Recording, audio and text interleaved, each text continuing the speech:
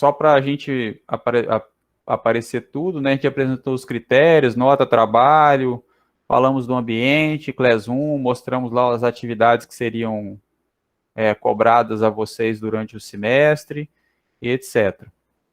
E aí iniciamos com alguns conceitos introdutórios, né? Então falamos que o teste é a aplicação prática de um instrumento, né?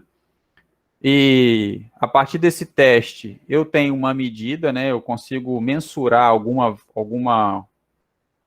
valência, ou algum construto, ou alguma informação desse meu aluno.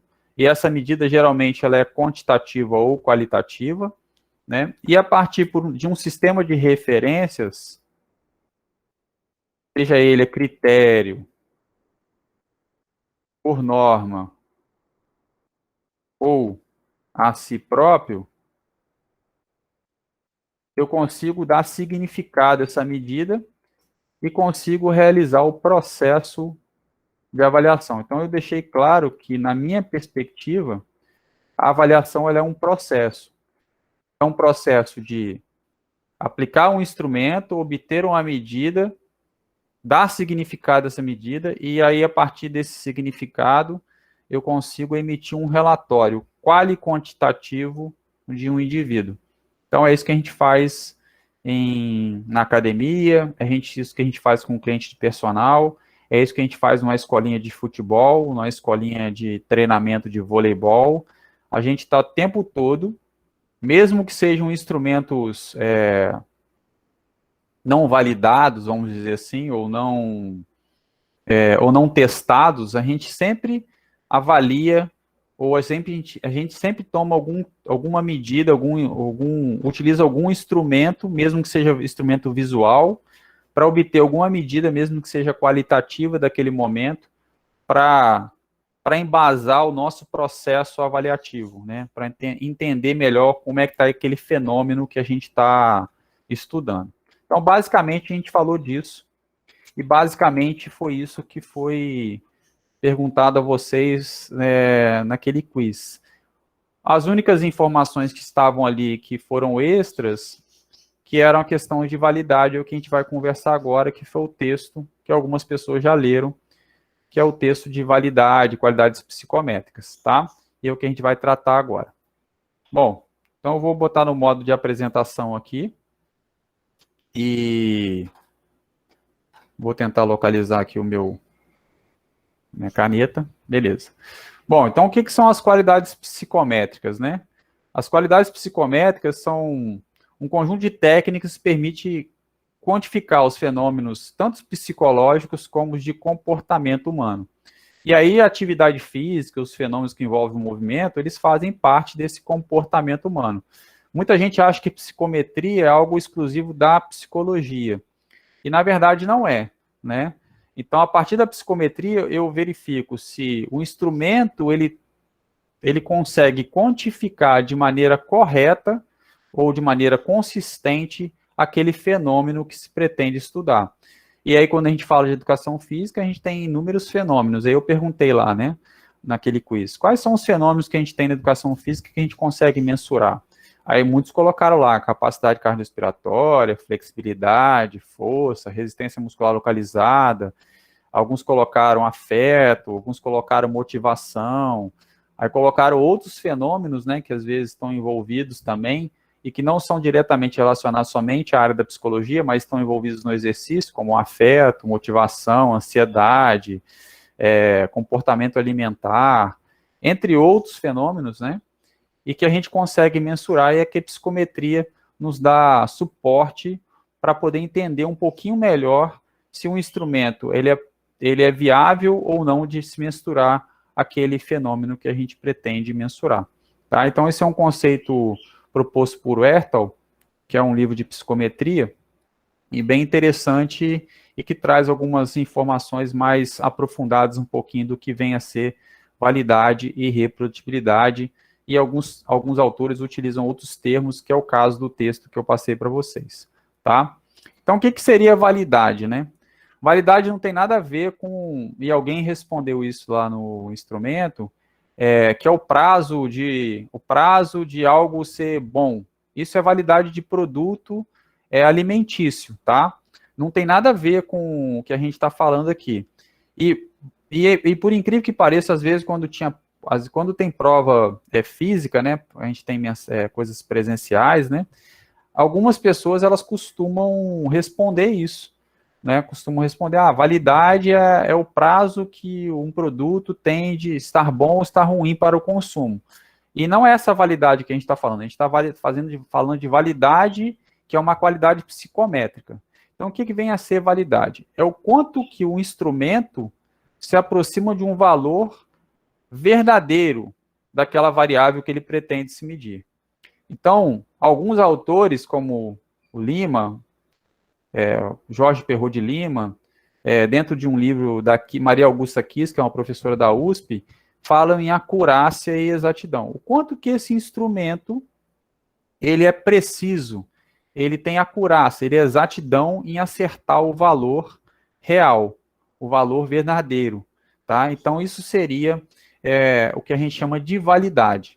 E aí, lá no texto, a autora coloca um alvo, e o centro do alvo seria a medida real, seria a medida verdadeira. O quanto que esse instrumento se aproxima daquele valor mais próximo do real, do valor verdadeiro, tá? Então, isso seria a validade de um instrumento. Beleza? Bom, em relação a tipos de validade, aí a literatura ela é muito confusa até, quando a gente olha para os tipos de validade. A gente vai ver que existe validade de face, também conhecida como validade lógica, validade de conteúdo. Eu nem coloquei a validade de face aqui, porque a validade de face, ou validade lógica, é a validade mais fraca de todas. Eu vou falar por que ela é a mais fraca. Validade de conteúdo, validade de construto, validade por critério, e aí por critério ela pode ser concomitante ou por predição. A gente vai até brincar de fazer uma por predição aqui depois. E aí são alguns tipos de validade. Existem alguns autores que trouxeram outros termos, validade convergente, discriminante, que está dentro da validade de construto, vamos dizer assim, tá? Então, a nomenclatura utilizada para os termos de validade, ela é um pouco confusa. E às vezes até um pouco discrepante de um autor para outro. Então, por isso que eu me referencio aqui embaixo, trazendo esses autores aí para tentar minimizar essa questão aí de diferentes nomenclaturas para um mesmo fenômeno, que é o fenômeno da validade. Tá ok? Bom, então eu vou pular a reprodutibilidade agora, que eu vou falar lá na frente e a gente volta a falar sobre ela. Então em linhas gerais, né, quando a gente traz o termo validade, é a habilidade de um instrumento de medir o fenômeno a que se pretende medir corretamente aquele fenômeno, medir com acurácia, medir com precisão. Então, isso seria a minha validade, né? E aí, como eu disse, eu tenho validades de todos os tipos, e uma delas é a validade de face, ou validade lógica. Então, ela é a mais fraca por quê? Porque, na verdade, é uma validade subjetiva. Então, vamos imaginar, não sei se vocês conhecem, ou já viram isso em algum lugar, eu vou apresentar aqui para vocês, eu vou colocar aqui com silhueta, imagem corporal. Essa silhueta de imagem corporal aqui, independente da que a gente apresentar aqui, é um instrumento que mede o quanto que a pessoa se vê atualmente e como ela gostaria de ser. Eu não estou discutindo aqui a forma do boneco, tá? Porque se eu olhar para esses bonecos aí, eu acho que eu não vou querer ser nenhum deles. Mas isso não tá em jogo agora, nesse momento. Quando a gente pensa que a gente vai falar sobre esse instrumento e numa validade lógica eu passo essas figuras de imagem para um especialista e pergunto para ele, olha, você acredita que essa imagem ela avalia do cara mais magro para o cara mais gordo? E aí o especialista vai falar, olha, é bem lógico isso, sim, né? Eu tenho figura de um cara magrelinho, até com a tentativa de mostrar que tem um ossinho aparecendo aqui, ó, se vocês olharem com muito cuidado, né? E depois o cara vai inchando, inchando, inchando e vai ficando mais gordinho, né? Essa forma de crescimento aí, né, desse boneco tem uma lógica. Dentro do construto de imagem corporal, ele avalia como que o cara percebe o próprio corpo atualmente e como ele gostaria de ficar dentro de um conjunto de silhuetas. Então, aparentemente, isso tem uma validade lógica. Então, como é que faz a validade lógica? Eu pego esse instrumento que eu estou propondo mensurar alguma coisa, no caso aqui eu estou mensurando a imagem, a dimensão perceptiva da imagem corporal. E entrego para um conjunto de especialistas, geralmente são pessoas que têm conhecimento da área e tal, e pergunto para eles, olha, você acha que esse instrumento tem capacidade de mensurar a imagem corporal, a percepção da imagem corporal? E essas pessoas vão me reportar, sim, eu acho que tem, sim, eu acho que não tem, não, eu não concordo, eu achei que a figura 6 e 7 é a mesma coisa, a 5 e a 6 é a mesma coisa. E aí os caras vão dar eles vão emitir um juízo de valor desse instrumento baseado nas premissas que eles têm do que é a imagem corporal. Entendido isso? Então, é um julgamento de 5 pessoas que têm um conhecimento e que é um julgamento qualitativo. Então, ele é muito fraco, porque ele não passa por um critério muito mais objetivo, assim, mensurável, né? Então, na literatura, quando a gente olha os autores, eles falam assim, ó, a validade lógica ou validade de face, ela é a validade mais fraca de todas.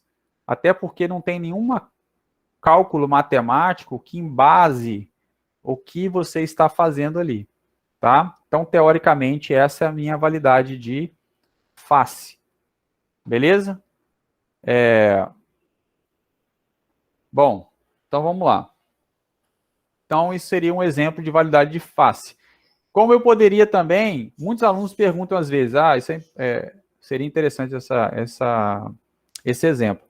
Muitos alunos, eu quero usar um instrumento, um questionário para o meu trabalho. Tem que validar esse questionário? Olha, você pode fazer a validade fácil. Você pode pedir para o seu orientador dar uma olhada no instrumento, pedir para ele mandar para outras pessoas, e essas pessoas vão avaliar esse instrumento e verificar se esse instrumento ele está mensurando aquilo que, teoricamente, você pretende medir. É importante, já vou te dar a palavra, Bruno, é importante você deixar claro o que você quer mensurar com esse instrumento. E aí, os doutores, né, os experts, né, o júri expert vai avaliar o seu instrumento baseado nessa lógica, baseado nessas questões conceituais. Diz aí, Bruno. Professor, PSE seria uma validade de face? Olha, teoricamente, talvez no primeiro momento, ela passou por uma validade de face, né? Mas ele já foi validado por outras questões também, né? Não validade só de face. Mas quando você apresenta um instrumento, você fala assim, olha, vamos pensar lá atrás o Borg, né? Vamos tentar imaginar essa situação. É difícil de imaginar isso. Mas o Borg lá em 1970, pensando na escala de Borg, né? Na escala dele, né? Ele, vamos fazer um número. À medida que vai aumentando, a gente vai pensar que o valor também vai aumentando. É uma escala que a gente chama de escala visual analógica, né? A gente tem um númerozinho e esse número vai aumentando e correspondentemente, a gente vai pensando que a intensidade vai aumentando também. Teoricamente, por lógica, as pessoas conseguem entender isso, né? Então, teoricamente, quando ele pensou, ele conversou com os colegas dele, os caras falaram assim, tem sentido isso que você está pensando aí. É igual a escala analógica de dor. Você já viu a escala analógica de dor? Que já. 0 a 10, aí você pergunta, cara, qual que é o nível da sua dor, né, de 0 a 10, né? Sendo que 0 é sem dor nenhuma e 10 é a dor máxima. Você não fala assim pro cara? Então, por lógica, isso funciona, né? é uma forma de quantificar aquela dor daquele indivíduo, é uma forma de quantificar a percepção do indivíduo. Então, essa primeira validade, é Bruno, né? Não é Bruno? Isso. Essa primeira validade, Bruno, é uma validade muito fraca, porque a princípio parece que funciona, né? A princípio, você olhando assim, olha, pô, é legal eu pegar, colocar numericamente e pensar que isso vai funcionar. É interessante para eu poder entender um pouquinho mais isso. Agora vamos fazer a validade, os outros tipos de validade, vamos confrontar a, a percepção com a intensidade do esforço, vamos confrontar a percepção com o consumo de oxigênio e vamos ver se isso, de fato, tem relação com a variável fisiológica, porque você concorda que a variável fisiológica ela diz mais do que uma variável psicológica nesse momento, quando a gente fala de intensidade? Concordo. Né? Quando a gente fala assim, ó, pô, qual que seria, se eu tivesse que pegar a frequência cardíaca, o que você preferia? O que você preferiria como profissional? A frequência cardíaca, ou uma medida objetiva de intensidade ou a percepção, se tendo um frequencímetro? Frequência cardíaca. Em teoria, né? Em teoria, assim, pensando de um ponto de vista mais objetivo e não muito holístico, a gente preferiria ter um frequencímetro, porque ali, teoricamente, né, se a gente acredita na ciência ainda, e se a gente acredita na ciência ainda, se a gente não acredita na ciência, a gente vai usar a escala de Borg só, e o frequencímetro é somente um floreio para mostrar para o aluno que eu controlo alguma coisa. Se eu acredito na ciência, acredito no que a literatura fala, existe ali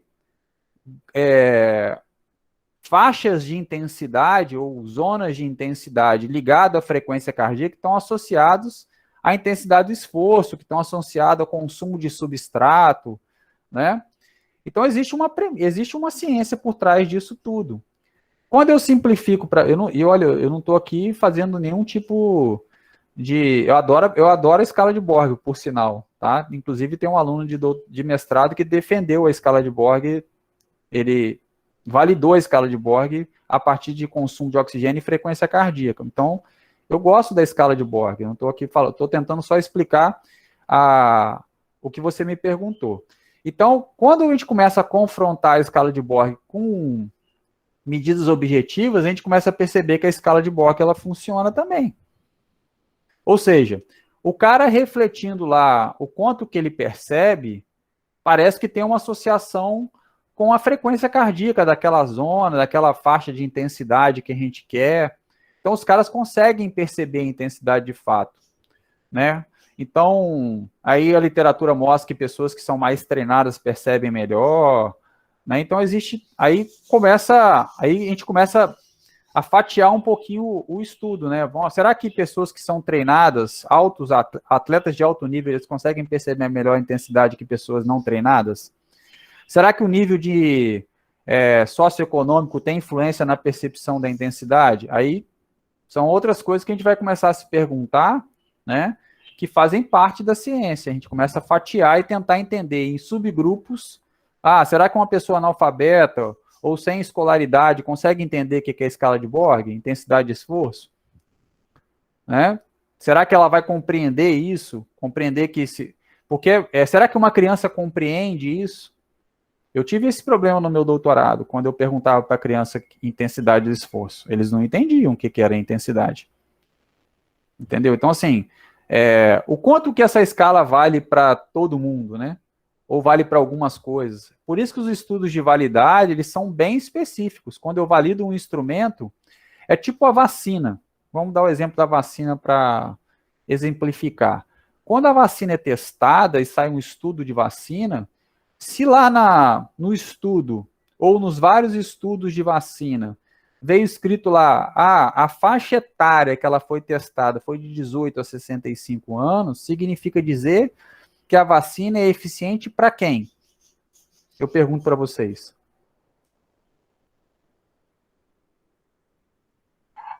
Para aquela faixa que foi testada. Exata, não tem o que conversar.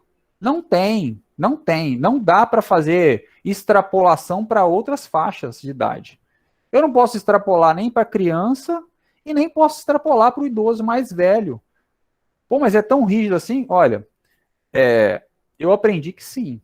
Eu aprendi que sim, que a gente tem que limitar os nossos achados àquele público que eu tenho.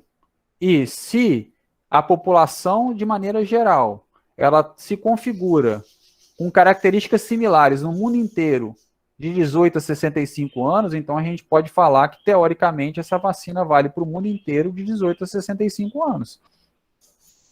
Então, essas questões, elas são muito rígidas, no sentido de, olha, o que eu estou validando é para aquele grupo populacional. E por isso que a gente vê vários estudos de validação de um instrumento para N segmentos populacionais. Então, eu posso ver um estudo de validação de um questionário para criança, eu posso ver um para adolescente, posso ver um para adulto e posso ver um para idoso. Porque a forma de enxergar aquele mesmo instrumento pode ser diferente para faixas etárias diferentes. Como pode ser diferente para escolaridades diferentes, né? Beleza? Entendido isso. Então, isso é a pergunta do Bruno, foi interessante porque acaba explorando outras questões da validade aí, né? Não só a pergunta, não só o que ele perguntou, mas explora outras questões da validade ser bem específica aquele conjunto de pessoas que foi avaliado. Por isso que a segunda validade que nós temos é a validade de conteúdo. Validade de conteúdo, geralmente, ela é utilizada para instrumentos como o questionário.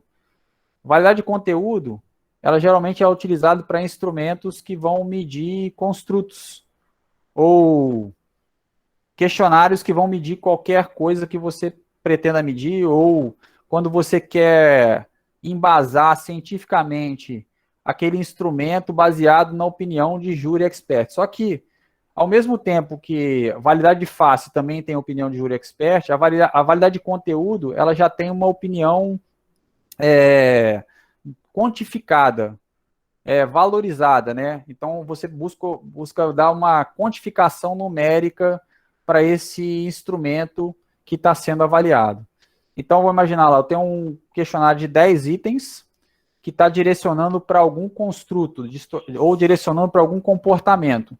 Eu tenho uma aluna minha do mestrado que está fazendo isso. Ela está fazendo uma cartilha de atividades, de jogos e brincadeiras, e eles estão classificando esses jogos e brincadeiras quanto às questões neurocognitivas, né? Então, para classificar a questão neurocognitiva, ela tem que se basear na literatura, né? Na literatura do comportamento motor e na literatura dos aspectos cognitivos, que é memória, atenção e etc. E a partir disso ela vai classificar as atividades. Se a atividade requer atenção, se requer muita atenção, se requer pouco. Então ela fez a classificação. Baseado nessa classificação, que ela está inferindo sobre aquelas atividades, ela entregou para pessoas especialistas em comportamento motor e pessoas especialistas em neurociência, vamos dizer assim, né? Em questões cognitivas. São pesquisadores dessa área. E esses pesquisadores, eles vão pontuar esses itens de maneira que a gente vai entender se aquilo que a gente está propondo como instrumento, de fato, tem um peso matemático para que a gente possa afirmar, olha, esse instrumento aqui, esse item aqui desse jogo, de fato, ele tem muitos aspectos motores de habilidade aberta e fechada, ou aberta somente. Esse aqui tem muito trabalho memória de maneira muito evidente. Aqui trabalha a questão da inibição cognitiva. Então, ela está fazendo isso e esse instrumento está em andamento aí de processo de validade de conteúdo, tá? Existem técnicas para isso e uma técnica muito utilizada é uma técnica proposta por um autor chamado Lausch, que ele calcula o índice de validade de conteúdo. E é muito simples calcular isso, não tem muito segredo, né? Eu passo um instrumento pro júri expert e ele vai pontuar se o item que eu estou colocando lá, ele é necessário, ele é essencial ou ele tanto faz, ele não diz muita coisa. E a partir dessa numeração 0, 1 e 3, que está aqui no slide aqui, ó, 0, não necessário, 3, essencial. Quando eu tenho número de juízes que votaram em 3, essencial, eu divido pelo número total de expert, dividido por 2, e aí eu tenho um índice que é chamado de índice de validade de conteúdo. Tá?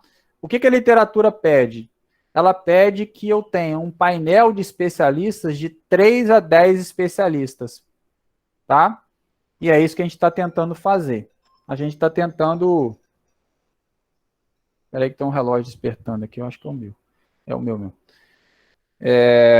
E a gente está tentando fazer isso com esse instrumento que essa aluna minha está validando no mestrado, tá? Aí depois esse cara ali, em 1986, ele propôs o índice de validade de conteúdo. Um era a razão de validade de conteúdo, o outro é o índice. E ele também tem a mesma coisa. O juiz ele vai avaliar se o item é irrelevante ou se ele é extremamente relevante. Só vale itens extremamente relevantes, então só vale a pontuação 3 e 4. Se o júri colocar que o item é 2 ou 1, esse item ele perde o peso, e quanto mais próximo de 1 é esse item, melhor ou mais dependente esse instrumento depende desse item proposto pela pessoa que está propondo o instrumento, tá? Então, esse modelo aqui é um modelo que é validado, né, que assim é conceituado mundialmente, todo mundo, as pessoas que fazem validade de conteúdos utilizam esse instrumento. Ele foi tirado de um artigo de 2007 que trata de maneira muito delicada e muito aprofundada o que é a validade de conteúdo, e é o que a gente está utilizando recentemente aí para validar esse instrumento dessa aluna. Bom, em relação à validade de construto, geralmente a validade de construto está associado a itens que remetem às questões psicológicas. Então, por exemplo, ansiedade, burnout, imagem corporal, e até mesmo alguns instrumentos mais ou alguns comportamentos que não são tão da psicologia, como velocidade, por exemplo, poderiam entrar como validade de construto, né? O que a literatura fala, esse Morrow fala? Ele fala, olha, eu vou avaliar fenômenos que não são diretamente observáveis, mas existem na teoria. Então, a ansiedade, ela existe, né? Mas elas não são observáveis de maneira objetiva. Não tem... tem alguns hormônios que têm relação com a ansiedade, mas não são clássicos, vamos dizer assim, ou não são elegidos pela literatura para falar, olha, se eu tiver o cortisol alto, esse cara está em ansiedade. Eu posso ter o cortisol alto em vários fenômenos, né? Burnout, que é um fenômeno de abandono, de saída, de afastamento de uma atividade. Ele também, geralmente, eu não tenho um item específico que me fala assim, o cara está em burnout. Eu tenho um conjunto de fatores que compõem esse burnout. Imagem corporal, também eu tenho um conjunto de fatores que compõem a imagem corporal. Então, quando a gente pensa em construto, a gente sempre vai pensar que existe um conjunto de fatores que vão me levar àquele construto maior que é a imagem corporal. A literatura fala isso chamado de dimensão, ou seja, eu tenho, na imagem corporal, eu tenho a dimensão perceptiva, que é como o cara percebe o corpo, eu tenho a dimensão cognitiva, que é como ele pensa sobre o corpo, e eu tenho a dimensão atitudinal, que é como eu ajo em relação ao meu corpo. Parece que é tudo a mesma coisa, mas não é. Quando a gente vai estudar a imagem corporal aprofundadamente, a gente percebe que as dimensões elas são bem distintas. Às vezes elas tentam se misturar um pouquinho, mas o que eu penso sobre o meu corpo, o que eu percebo do meu corpo e o que eu faço em relação ao meu corpo são coisas distintas na imagem corporal, mas me remetem para um construto maior que é chamado imagem corporal, tá? Então, basicamente é isso. Bom, aí os caras, para não deixarem barato, eles inventaram um termo convergente e discriminante, que é justamente quando eu tenho um construto, que é um instrumento. Então, vamos imaginar, eu tenho um instrumento que mede imagem corporal. E ele mede a imagem perceptiva. Quando eu falo de validade convergente, eu pego um instrumento já validado, que mede imagem corporal perceptiva, e comparo com outro instrumento já validado que mede também a mesma imagem, a mesma dimensão da imagem corporal. Se eles tiverem valores similares, significa que eles têm validação convergente, ou seja, o instrumento que eu estou propondo, ele apresenta resultados similares a um instrumento já validado, tá? Ou a gente pode tentar a validade discriminante. Eu posso ir para um lugar que eu sei que as pessoas são felizes com a imagem corporal perceptiva e aplicar um instrumento. Quando eu aplico um instrumento que eu sei que as pessoas são felizes em relação ao próprio corpo, teoricamente esse instrumento tem que dar que elas são felizes em relação ao próprio corpo. Então, é como se eu estivesse aplicando sabendo o resultado, tá? Então, isso é a validade discriminante. Eu sei o grupo que eu estou aplicando, eu conheço o grupo, já sei que ele é feliz e estou aplicando um instrumento lá para saber se aquele meu instrumento consegue discriminar esse grupo de fato como feliz. Tá? A validade constructa está relacionada a fenômenos não observáveis, esses fenômenos empíricos aí de eu sou motivação, ansiedade, burnout, e aí são fenômenos que eu vou desligar aqui a apresentação aqui só para te mostrar um negócio. Aqui, ó. Eu vou abrir um quadrozinho aqui. Imagem corporal. Quando a gente pensa em imagem corporal, só para tentar te ilustrar o que é o construto. Imagem corporal, se a gente for na literatura, a gente vai perceber que os caras falam assim, é como o cara se vê, como o cara acha que ele é visto, e o que ele faz em relação ao próprio corpo nesse contexto geral aí. Então, se a gente for olhar os conceitos de imagem corporal, elas estão mais ou menos nessa linha.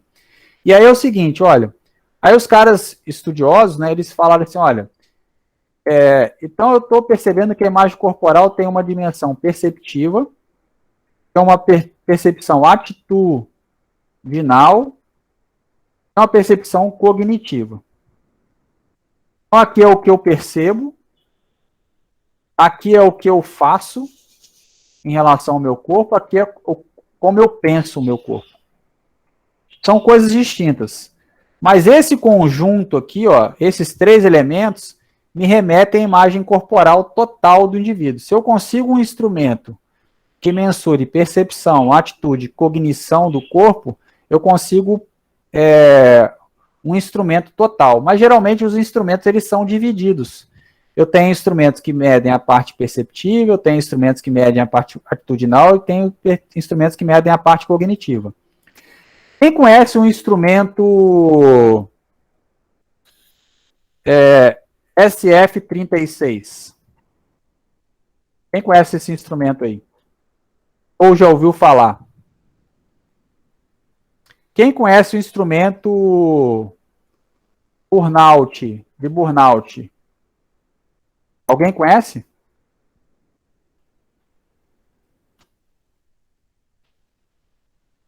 Letícia, você conhece o instrumento de burnout? Ou de SF36?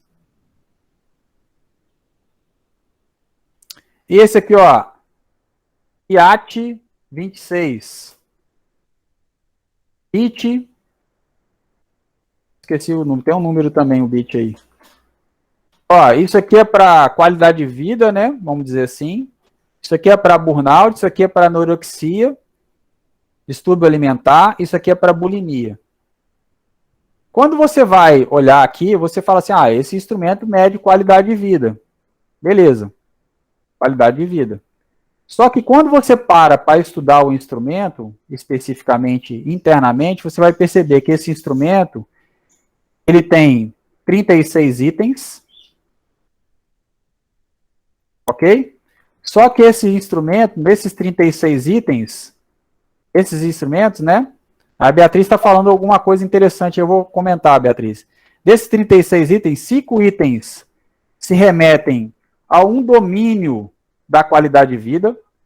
Estou chutando aqui, tá, gente? É um chute. 6 itens se remetem a outro domínio da qualidade de vida. E assim vai. Então, os instrumentos, eles se dividem. Então, o instrumento de burnout. Aí a Beatriz postou aí, ó. Então, quando eu pego um instrumento de burnout, ele tem, vamos imaginar, eu não sei quantos itens tem, tá, gente? Mas vamos imaginar que ele tenha 30 itens. Só que 5 itens estão relacionados à exaustão física e emocional. Exaustão física e emocional.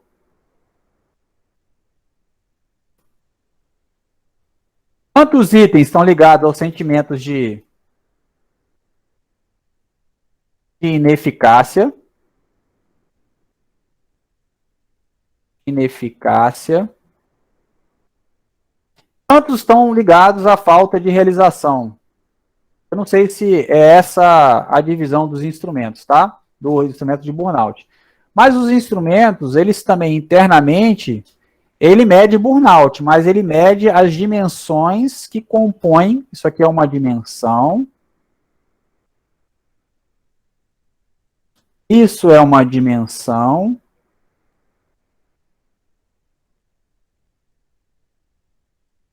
E isso aqui também é uma dimensão.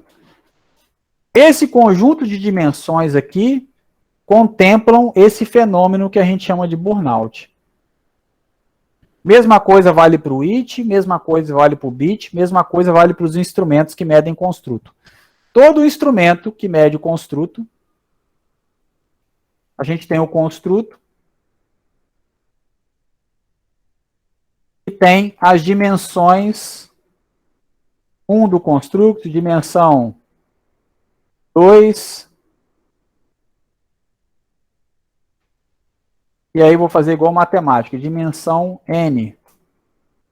Esses instrumentos aqui, esse instrumento que mede o construto, ele tem N dimensões para chegar a esse construto mora aqui, tá? Então a gente tem que sempre lembrar disso. E aí quando eu estou fazendo validade, que ele colocou lá, validade convergente, ou validade discriminante, a validade convergente, ó, eu vou pegar um instrumento, ó, tem um instrumento que mede qualidade de vida, que é o SF36. Mas vocês, por algum motivo, que criticaram o SF36 e agora vão propor um novo instrumento. Propor um novo instrumento. Aí vocês vão comparar o SF36, que é a média de qualidade de vida, com o novo instrumento. Se o seu instrumento for bom, né, teoricamente ele vai ter mensurações próximas ao SF36, que é um instrumento já validado. Então, isso aí é a validade convergente. A validade divergente, discriminante, a validade discriminante, eu vou pegar o SF36, o instrumento que eu quero propor, o novo, novo instrumento. Aí, esse instrumento meu mede burnout. Esse novo instrumento, ele mede burnout. Bom, burnout, o cara tá doido para matar alguém no emprego, assim, quer matar o cara. Ele quer sair fora, ele não aguenta mais, ele tá... o cara é cínico, desapegado, o cara tá desse nível assim. Então, o que ele faz? Eu vou pegar, então, eu já sei que aquela população, eu pego... Você quer ver uma população que, teoricamente, tem alto nível de burnout? Atendente. atendente de telemarketing, atendente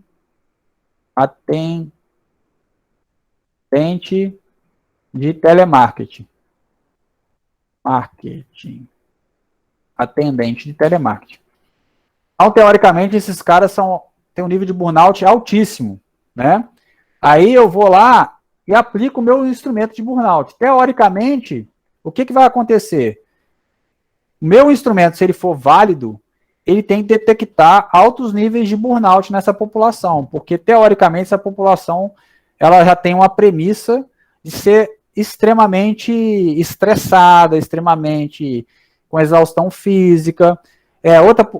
Outra população que poderia ser testada também, o meu instrumento, enfermeiro, que fica de plantão, plantonista, que é plantonista.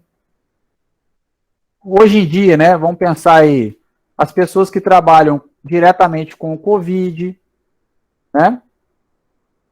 Então, isso seria uma validade discriminante. Eu conheço a população, aplico aquele instrumento que eu quero validar, e se meu instrumento for bom, ele já detecta que aquela população, de fato, tem aquela característica que eu estou validando.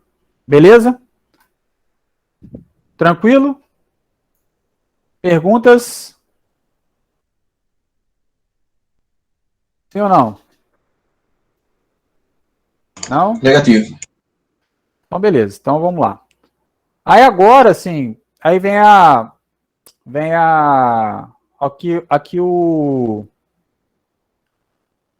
Leonardo perguntou. E a validade de critério, né? A validade de critério, o Leonardo, é quando eu tenho uma medida objetiva. Sim, objetiva. Eu sei que medida ela é. Eu tenho o que a gente chama de gold standard. Eu tenho a medida real, assim, a medida que... Vamos falar de real entre aspas, tá? Eu tenho a medida, entre aspas, mais verdadeira possível daquela medida. Então, vamos dar um exemplo aqui. Qual que é a medida mais verdadeira da capacidade cardiorrespiratória?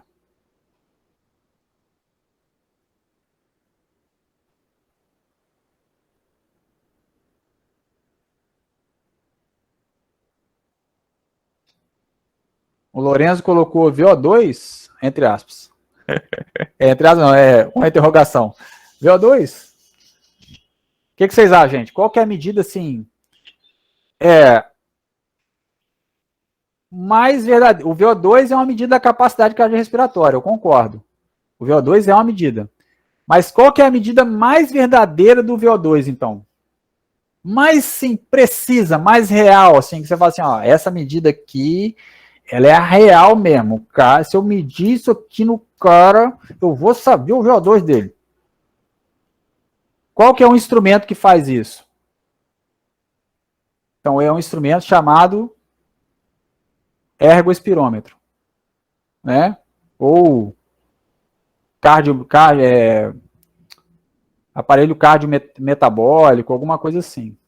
Então, esse instrumento, teoricamente, né, ele mede de maneira direta o VO2 máximo. E, teoricamente, essa medida é a medida mais verdadeira. Ela é gold standard. Qual a medida mais verdadeira do peso? Da massa corporal?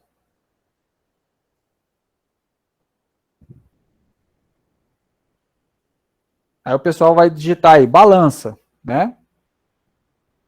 Balança. Não, da massa corporal total. Não estou vendo os componentes, não. A medida mais precisa da massa corporal é uma balança de ultra precisão. Ultra precisão, ela consegue ter precisão nos décimos, ela é testada, se você colocar 1 quilo lá, 1 quilo padronizado, ela vai medir 1 quilo certinho e tal, ela é digital, ela é toda. Então, o que está por trás do instrumento é que vai dar essa medida critério para ele, né? Ou seja, quando eu falo de VO2, eu tenho vários tipos de ergoespirômetro, né? Eu tenho o que a gente tem na faculdade lá que está quebrado, que é mais ou menos, e tem um instrumento chamado Cortex, que é o top do top. Esse instrumento Cortex é o padrão ouro, exatamente, é o que a gente chama de Gold Standard ou padrão ouro. Então, toda medida tem um instrumento padrão ouro. Para toda medida tem um instrumento padrão ouro. O padrão ouro, teoricamente, é um instrumento que reporta a medida mais real possível do que ela pode ser. Então, naquele gráfico lá que a professora colocou no artigo dela, que ela coloca um alvo, é como se eu estivesse acertando só o meio. Pá, pá, pá, pá. Só no meio, só no centro. Não precisa ser no mesmo, em cima do mesmo bolinha, não. Mas se eu tivesse lá a forma de desenhar, né, ou a forma de colocar lá um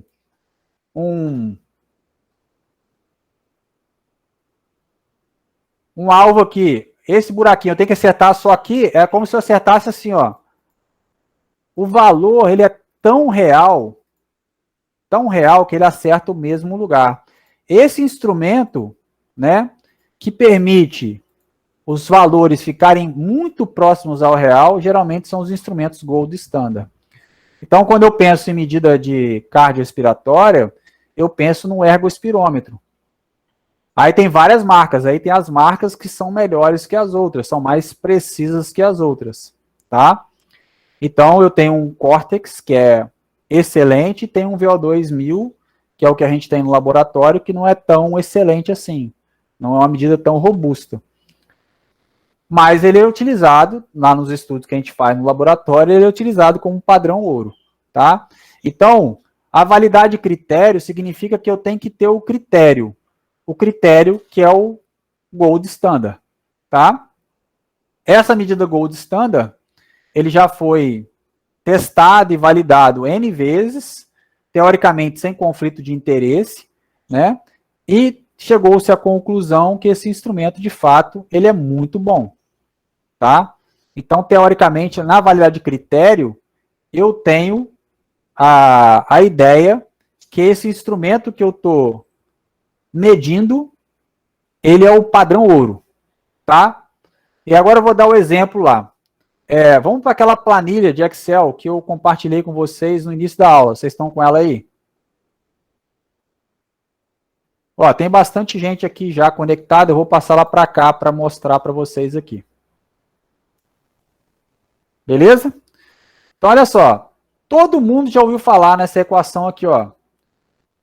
Frequência cardíaca máxima é igual a 220 menos a idade. Correto? Todo mundo já ouviu essa equação em algum lugar, né? Aí tem até professores que falam assim, essa equação não é muito boa e tal, parará, parará. Eu não gosto de falar disso não, mas depois a gente vai falar sobre isso. A pergunta que eu tenho para vocês é, vocês já fizeram algum teste máximo na vida de vocês?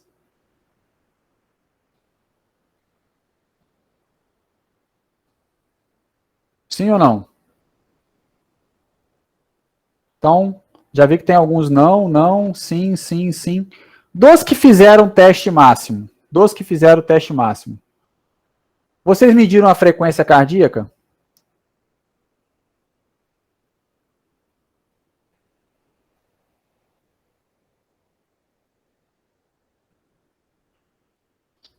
Então, beleza. Então, dos que mediram a frequência cardíaca, vamos colocar aqui a idade que tem e a frequência cardíaca máxima real do teste máximo que fizeram, tá? Então, coloca aí, pode digitar aí, primeiro aí, ó. Eu tenho 45 anos, eu vou digitar o primeiro aqui então, já que vocês podem fazer para baixo aqui. E eu cheguei a 195 BPM no teste.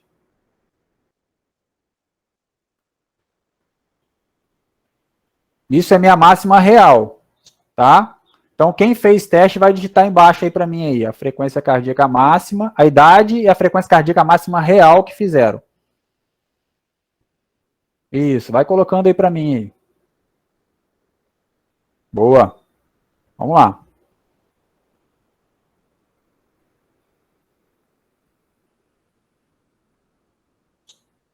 Mais alguém, não? Professor, eu tô pelo celular, não consigo colocar não. Então fala aí, qual que é o seu? Fala pra mim. 28 anos, 28 anos, 196. 196. Beleza. Mais alguém não? Tem que ter mais gente para me ajudar aí, senão eu vou ter que pegar uns dados aqui de um estudo do meu aluno aqui. Ó, então vamos lá. Só para a gente poder... Eu acabei preenchendo aqui com os dados que eu tinha aqui de um estudo que a gente fez que não tinha nada a ver com isso. Bom, teoricamente aqui, ó, se eu pegar 220 menos a idade, essa seria a estimativa da minha frequência cardíaca real para a estimada, tá? Beleza? Então aqui eu estou confrontando, ó. Vamos colocar aqui, ó. Aqui é o meu gold standard, meu padrão ouro.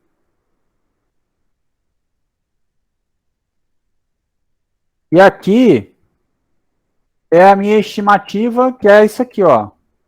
Que é a fórmula.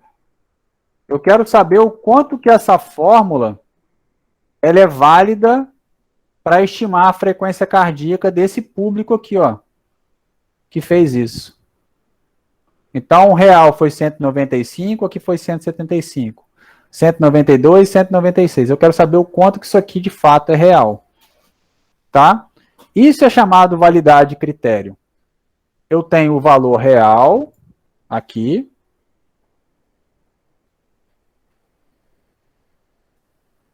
Aqui eu tenho o valor real.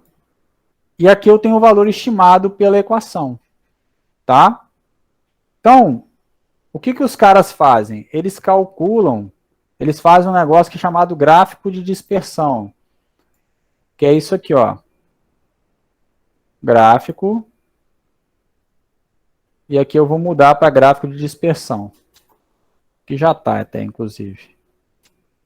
Mas aqui eu não consigo fazer muita coisa. Deixa eu fazer no Excel, porque no Excel é mais viável de fazer. Deixa eu pegar aqui, ó, tudo aqui. Vou pegar tudo. E vou lá para o Excel. Ó, cadê o Excel? Tá aqui. Ó, vou colocar aqui. Ah, então tá aqui os valores. Estão os valores aqui. Se eu quiser calcular a média disso aqui, ó, média, vou ver qual foi a média desse grupo aqui, que foi o real, do padrão. 187,7. Eu vou calcular a média daqui também. 195,8. Então aqui, né, a gente já está vendo que existe uma discrepância dos valores entre o real, que foi 187, e o ideal. Eu vou colocar aqui, Rodrigo, seu. 37, 169, a máxima, né? 169. E a estimada 183, é isso? Beleza. Então eu estou aqui, ó, com o real e estou aqui com o estimado. O que os caras fazem para verificar se isso aqui de fato, isso aqui, se essa fórmula 220 menos a idade funciona para esse grupo aqui? Ah, eu vou pegar aqui agora, vou fazer um gráfico de dispersão aqui, ó. Inserir. Vem aqui, gráfico de dispersão. E vai me dar essa nuvem de pontos aqui, ó. Eu só vou ajustar aqui os eixos para ficar um pouquinho melhor. Não, isso aqui não é o eixo, não é? Era. Tá certo.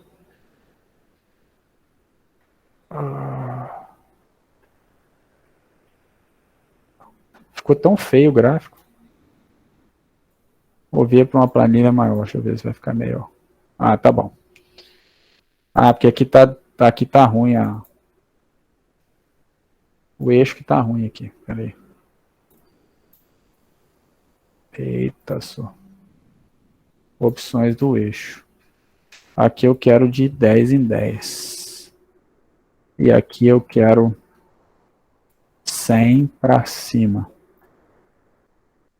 Esse está melhorando.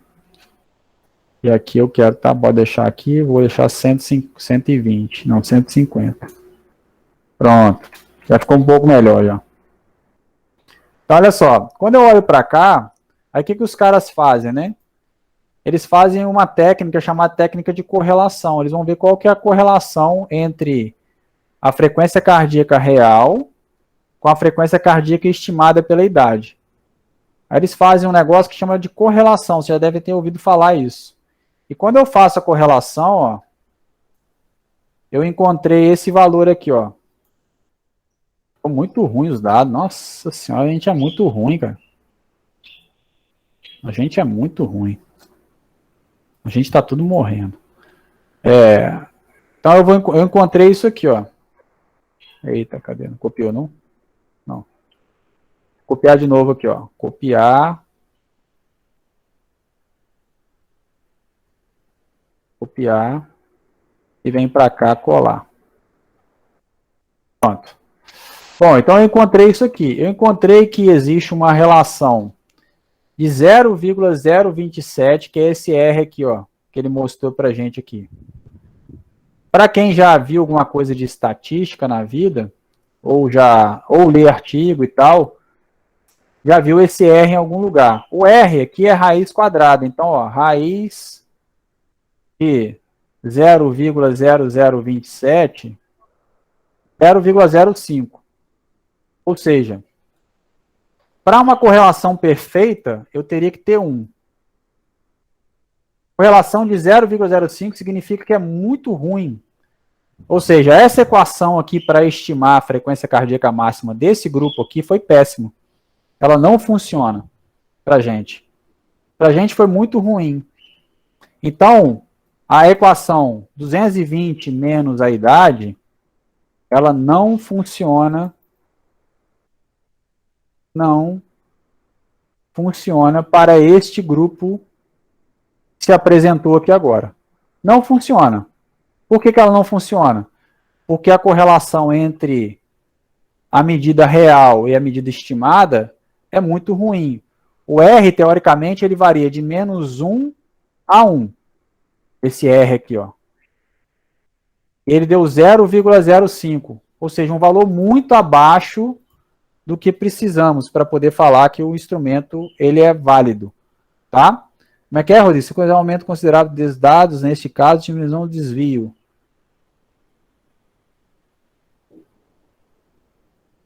Talvez. É porque talvez o grupo aqui seja um grupo treinado, né? Não sei se é isso que é. Não dá para falar nada assim, porque não, como foi colocado aqui a prova, né? A gente não sabe. O que a gente pode fazer aqui agora é pegar o grupo e fazer uma própria equação nossa, ó, do nosso grupo aqui, ó. Vamos ver se vai dar para fazer aqui. Eu vou pegar a nossa idade e vou correlacionar com a frequência cardíaca máxima. Vamos ver o que vai dar. O grupo é muito esquisito, hein? Nossa senhora. O grupo é muito esquisito mesmo, mas muito. Mas beleza, vou fazer aqui, ó. Adicionar a linha de tendência, vou colocar e vou mandar exibir o R do gráfico. É muito ruim, sim. A gente não teria, ó, pra você ter ideia, a gente não teria condição de gerar uma equação que pudesse predizer a frequência cardíaca máxima nossa aqui. De tão ruim que são os dados, né? É um grupo totalmente atípico. Então, o que a gente poderia afirmar? Poderia afirmar que a frequência cardíaca, a idade nossa aqui, não é um estimador da frequência cardíaca máxima. Não é porque a gente é ruim, não. Os dados que são ruins. É diferente, tá? Ou seja, para um grupo que é... Para esse grupo aqui, se eu estivesse fazendo um estudo, né? Para esse grupo aqui, eu poderia falar assim, olha, a frequência cardíaca, ela não pode ser determinada, a máxima não pode ser determinada pela idade. Não pode. Tá? Por quê? Porque eu não consegui encontrar uma relação entre frequência cardíaca máxima real e a idade da pessoa. Ao contrário do estudo dos que encontraram, né? Eu poderia ter aqui, ou talvez os valores não sejam os máximos de fato, né? De vocês aí, quando vocês reportaram, né? E aí pode ser que isso tenha mudado. Beleza? Então, voltando aqui só para a gente poder finalizar. Quando eu peguei, então, a frequência cardíaca máxima real de vocês e comparei com a frequência cardíaca máxima estimada, a gente está fazendo o que a gente chama de validade concorrente. Desculpa, validade por predição. É concorrente mesmo, desculpa. Concorrente. Tá? Eu estou pegando o valor da frequência cardíaca máxima retirada naquele momento e estou comparando com a frequência cardíaca máxima estimada por uma fórmula que prediz o VO2 máximo.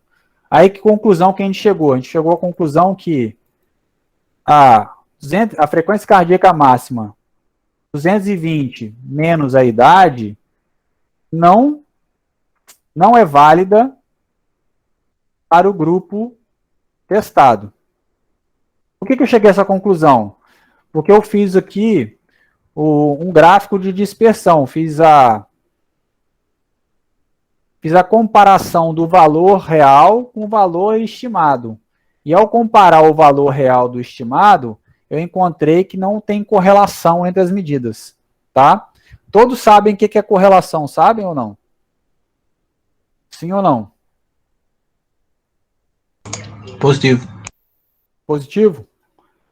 Então, correlação é quando correlaciona um valor gold standard, vamos colocar assim, com um valor estimado. Estou perguntando porque eu estou falando de maneira rápida, e aí eu não sei se estão todos entendendo o que eu estou dizendo aqui. Então, eu peguei o máximo real, comparei com o máximo estimado, fiz uma correlação e encontrei que a correlação é 0,05. Muito ruim. A correlação boa, né, para ter uma correlação boa, ela teria que estar acima de 0,8. Para ser muito boa. A gente encontrou 0,1.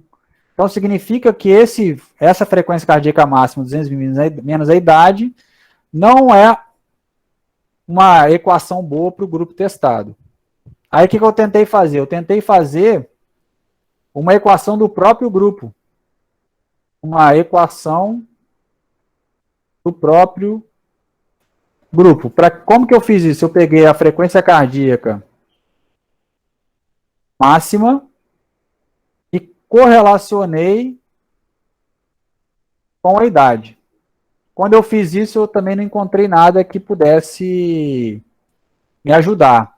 Então, em resumo, eu não consigo predizer a frequência cardíaca máxima pela idade nesse grupo. Tá? Como é que é, Marco? Numa tese de dissertação, esses dados seriam descartados? Não. O Marco, assim, se é um aluno meu, eu não descartaria. Se ele tivesse sido coletado... Aqui eu tenho dúvida da coleta, né? Mas se fosse real, num ambiente real, eu estou vendo de fato que foi coletado, foi tudo certinho, não tivemos problema nenhum no dado, não teve problema na coleta e tal, a gente poderia tentar publicar. O problema é que a ciência, né, de maneira geral, ela tem por uma premissa de aceitar somente coisas que são relevantes, né? Então, o que já está relevante na literatura? É relevante que a idade prediz a frequência cardíaca máxima, né? Tanto que tem várias equações. A 220 menos a idade é somente uma delas, né? Então, você tem várias equações que predizem a idade, a frequência cardíaca máxima pela idade. Então, quando você vai publicar que eu encontrei que a frequência cardíaca, a idade não prediz a frequência cardíaca máxima, aí você está indo contra todo um legado da literatura, né? E isso é muito ruim às vezes. Às vezes você vai ter dificuldade, né? As pessoas vão ter dificuldade de entender isso. Vamos fazer uma brincadeira para ver se a gente consegue criar uma equação da turma aqui. Rapidinho aqui. Ó. Fala para mim aí, ó. o tamanho do pé e a estatura. Então digita no chat aí para mim aí. Tamanho do pé e estatura. Tamanho é a numeração mesmo, tá? 41, 1,71.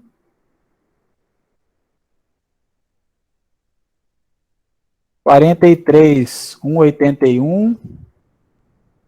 Esses estão muito rápido. Nossa senhora. 40, 1,70. 36, 1,61. Pô, vai dar tudo errado de novo, hein? Eu já tô vendo já, que tem nego desproporcional aí.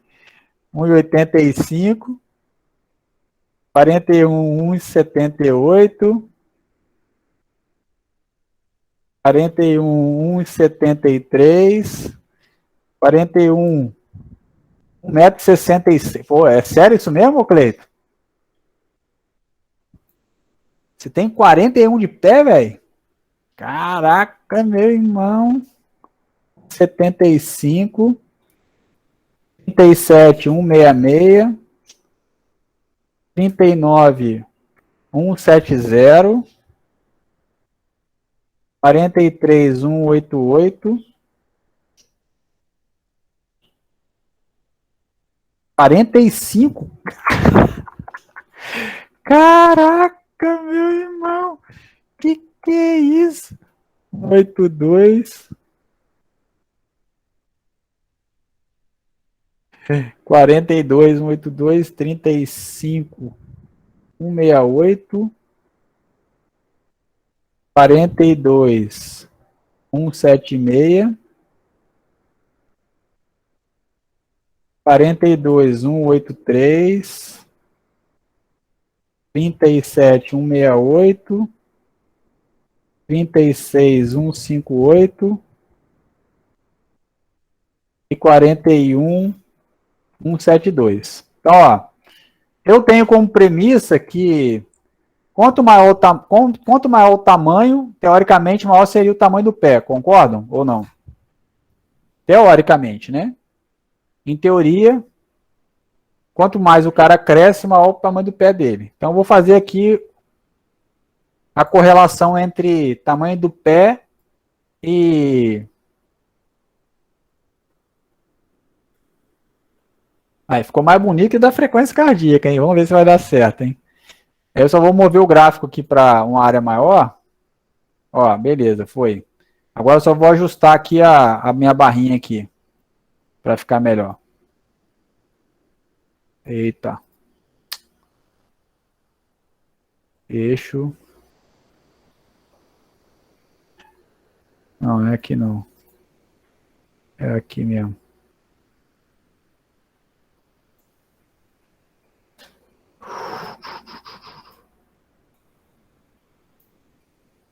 Aqui eu vou colocar 25. E tá bom. Tá ótimo. Então, olha só. Percebam aqui que, não sei se vocês conseguem observar a mesma coisa que eu, mas parece que quanto maior o pé, ó, quanto maior o pé tá aqui, ó, maior é a estatura. Concordam aqui, ó? Tá crescendo aqui? Sim ou não? Então, vou melhorar aqui também, vou colocar 1. Então, ó, quanto maior eu vou diminuir aqui para cá, 30, 30, pronto. Então, se eu olhar para o gráfico aqui, então, quanto maior o pé, maior a estatura. Aí eu venho aqui, ó, vou pedir ele para adicionar uma linha de tendência para mim, ó. Aí ele colocou a linha de tendência. De fato, ó, tem algo indicando que quanto maior o tamanho do pé, maior é a estatura do cara. Aí eu vou pedir um gráfico, ó. A equação do gráfico, que é a equação dessa plotagem aqui, ó. E vou pedir o R quadrado, ó. Olha só como é que mudou, ó. Então, nessa turma, se eu estivesse fazendo um estudo, né? Eita, não copiou de novo. Ó. Tem aqui, copio. Então, eu tenho, então, aqui, ó. O meu R quadrado Deu 0,66. Vou calcular o R, ó. Raiz de 0,6679. 0,8. Meu R, então, deu 0,81. 82, arredondando. Isso significa dizer que o tamanho do pé aqui parece ser uma boa estimativa da estatura. Porque, ó, o Y aqui, ó, no gráfico, né? O Y aqui é a altura, não é? Ó? Então, a gente tem um gráfico que é assim, ó. A altura é igual 2,4219 vezes, vou colocar vezes aqui, ó, vezes a estatura em centímetro mais 75,996. Então, nossa equação é essa, ó. Então, aqui eu tenho uma 2,4219 vezes a altura mais 75,996. Então, se eu colocar aqui agora, ó, estatura, e colocar aqui, ó, minha estatura é 1,81.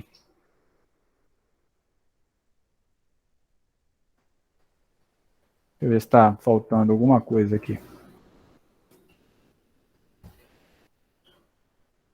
Tem alguma coisa errada aqui. Não sei o que foi. 75,996, 2,4 vezes a estatura em centímetro. A estatura está no... Ah, tá, porque eu estou colocando errado. Não é... Vocês também não estão nem me ajudando, hein? Vou te falar um negócio, hein? Aqui é a altura, né? Aqui é o tamanho do pé, pô. Tamanho do pé. Então, aqui é o tamanho do pé. Então, eu calço 42. Então, minha altura, teoricamente, ó. Tamanho do pé. A minha equação está pronta, ó. E aqui é a altura estimada. Eu calço 42, ele está estimando que a minha altura é 1,78. Mas, na verdade, eu tenho 1,82. Então, ele errou um pouquinho. Né? Vamos lá, quem tem pé 41, tem 1,75. Quem tem 1,75 tem 41 aí? Quem tem 45, teoricamente tinha que ter 1,85, que é o Renan, né? O Marco tem 43, está estimando 1,80. A Amanda tem 37 de pé e está estimando para ela 1,66. Ó, a Amanda deu certinho lá. O que a gente chega à conclusão disso? A gente tem várias conclusões aí para a gente poder pensar, né? Primeiro, equações que estimam coisas, né? Que estimam qualquer coisa, elas têm erro. Elas vão funcionar precisamente para alguns, mas elas vão errar para outros. Visto aqui, ó, a Marcela tem 1,68, ela tem 37, está dando 1,66, está errando por 2 centímetros, né? O Lúcio tem 42, está dando 1,78, mas ele mede 1,83. Ou seja, isso vale para a vida real nossa também. Né? Quando eu tenho uma equação que estima algum fator, a gente tem que sempre lembrar que tem um erro embutido ali. Né? Esse erro tem como calcular, a gente tem como calcular o erro padrão de estimativa de uma equação e saber qual que é o erro aproximado de uma equação. Mas aqui eu teria a validade de uma equação que estima o tamanho estima a altura pelo tamanho do pé. Né? Então, quando a gente vê lá o médico fazendo o cálculo do nosso filho, para ver qual que é a altura dele que ele vai chegar, não sei se alguém já passou por isso, seu filho vai chegar a 1,80 e pouco, ele usa uma equação dessas aí, né? Uma equação que prevê o quanto que vai ter de altura pela altura do pai e da mãe. E é assim que o pesquisador fez, ele pegou vários pais, vários pegou a altura dos pais, pegou a altura das mães, pegou a altura da criança e viu qual que era a altura final da criança. E aí, a partir disso, ele montou uma equação matemática, ele não, o programa montou uma equação matemática e deu para ele lá a chance de ele estar acertando. Aqui a gente tem uma precisão de quase 80% aí de acerto, né? De possibilidade de dar dentro do valor, né? Mas a gente tem erro, com certeza tem erro. Tá? Beleza? Então, isso seria validade por um critério. Né? Teoricamente, tem um critério aqui, eu estou fazendo a validade de uma equação que prediz a estatura pelo tamanho do pé. Beleza? Ou não? Tranquilo? Sim ou não? Aí tem os valores aí, ó, como eu falei para vocês, 0,80 a 1, a classificação da validade é alta, 0,60 a 0,79 é moderadamente alta, e quando dá baixa lá, 0 a 0,1, que foi o nosso caso, ó, não há correlação. Então, no nosso caso, no primeiro exemplo, a nossa frequência cardíaca e a idade não tinha relação com a máxima nossa. Tá? Beleza? Show? Então, galera...